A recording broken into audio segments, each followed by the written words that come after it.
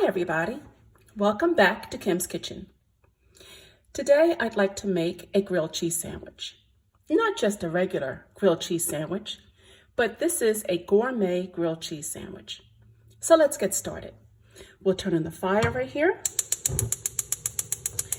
First we want to make the fire a little bit, keep it a little bit high so that the oil can start to cook well with the other ingredients.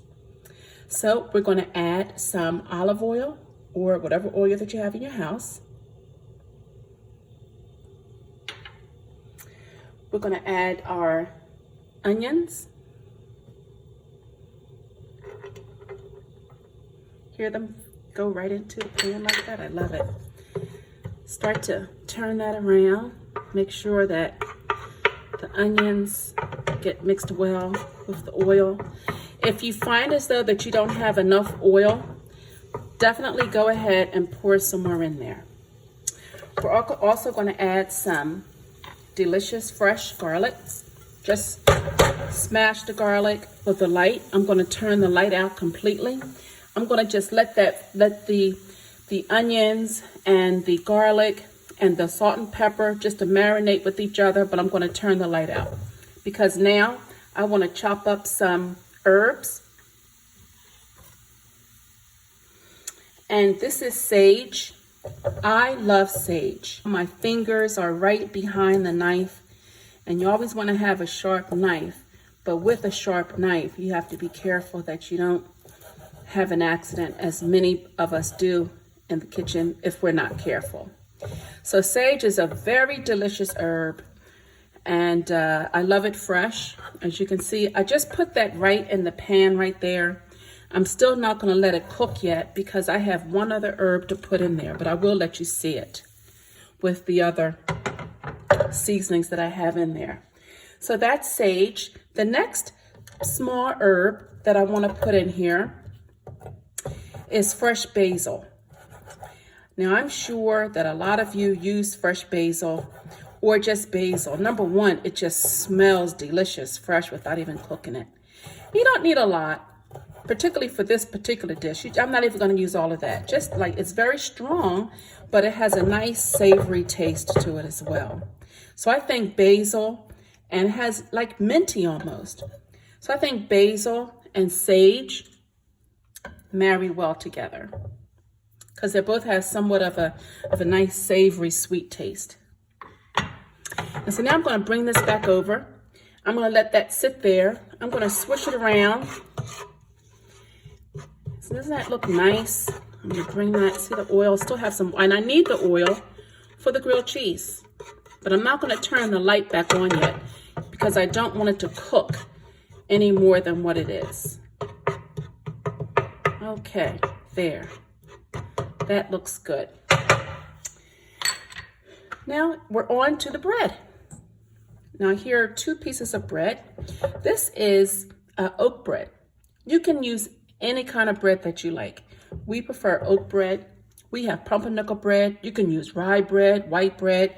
This is our preferred bread, which is oat bread. It has a very nice taste to it. And you can also add on your bread mayonnaise if you like. I choose not to.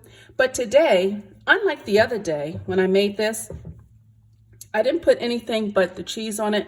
But today, I'm going to use tomato. Yum. And again, you have to have a sharp knife when you cook with the tomato. And I'm actually going to use a different knife because I use that with my vegetables. So here is a sharp knife. And you want to be careful to use a sharp knife because with the tomato, it's hard to cut if it's a dull knife. But you also want to be careful. So you just slice it like so. See how the knife just goes right through it? Thin enough. It is going to go on a sandwich. You don't want it to be too thick. There. And that's it. You put that away. And so here's the different cheeses I have.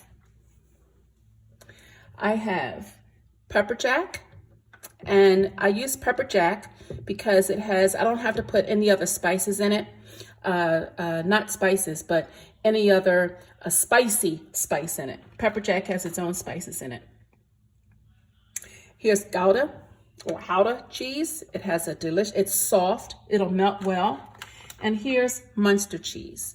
So we're gonna add these 3 cheeses, and I put them in layers. So I put the Munster cheese in first. Again, the same thing that I said before with your bread. If you have just one type of cheese to use that. And I'm going to layer my tomatoes. Yum. And then I'm going to place my pepper jack on top. Layer with my cheese. That might be a little too much, but we're going to add it just in case. The tomato. And I'm going to layer it with the final Gouda cheese. And that's that. Push it down a little bit. Now I'm going to turn my light back on because I'm just about ready to go ahead and put it on there. But I'm still going to put it on low, but I want it to start cooking together now. Here you have the 2 herbs together.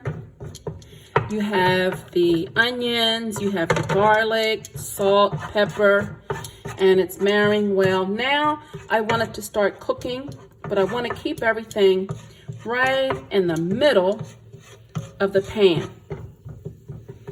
Now, while that's doing that, it's not going to take long to do, so I'm going to turn the light down a little bit because, again, like I said, I don't want it to burn.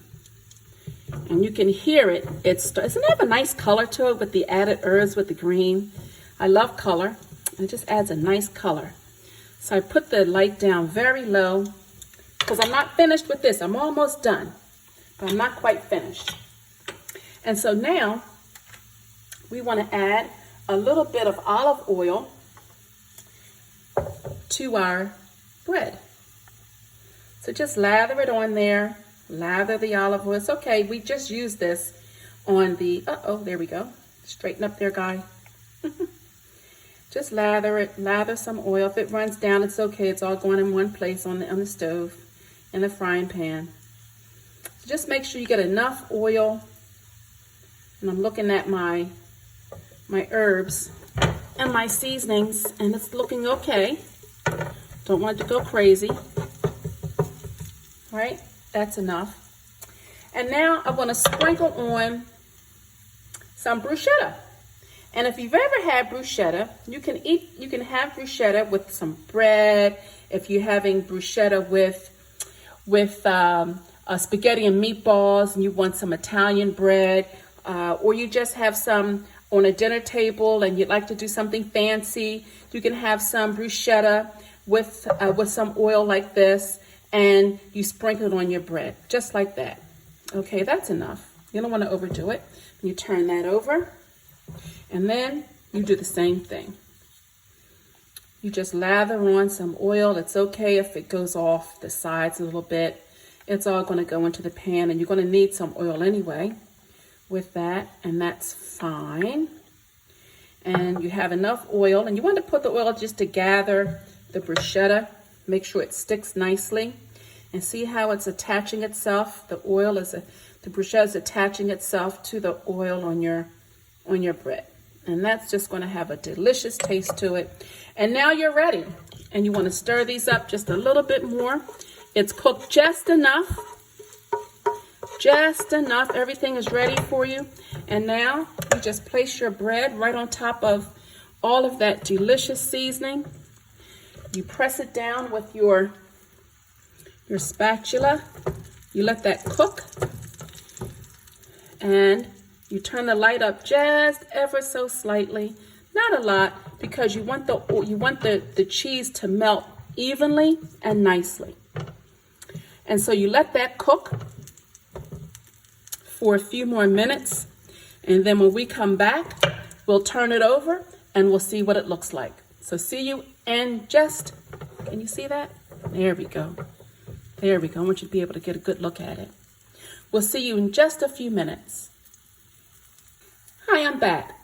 Before I actually let the cheese really soak in and start to melt, I want to be able to get the other side of this bread to get some of this delicious seasoning.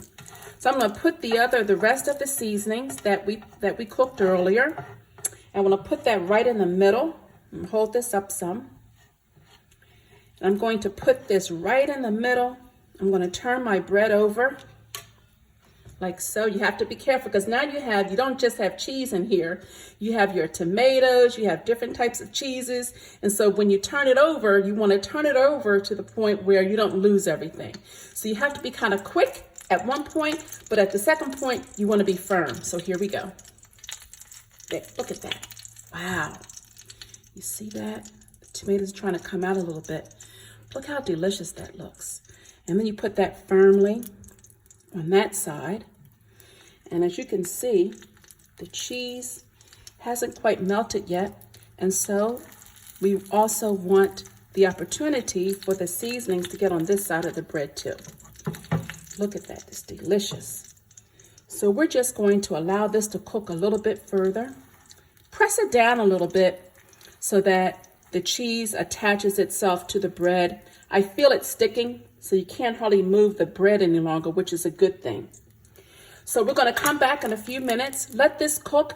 Once you see the cheeses on the outside of the bread start to melt around, you know that it's time to begin to take it out, and because it'll be done. We just want to make sure that we melt the cheese within the sandwich.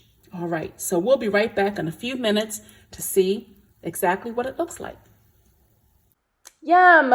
My gourmet grilled cheese sandwich. Thanks for joining me from my kitchen to yours. Please comment, hit the like and subscribe button so you'll know what's next coming from Kim's Kitchen. Make it a great day.